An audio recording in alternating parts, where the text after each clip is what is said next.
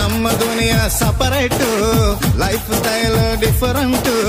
ಹಗಲು ರಾತ್ರಿ ಸುಖವನ್ನ ಹುಡುಕೋದೆ ಹೈಲೈಟ್.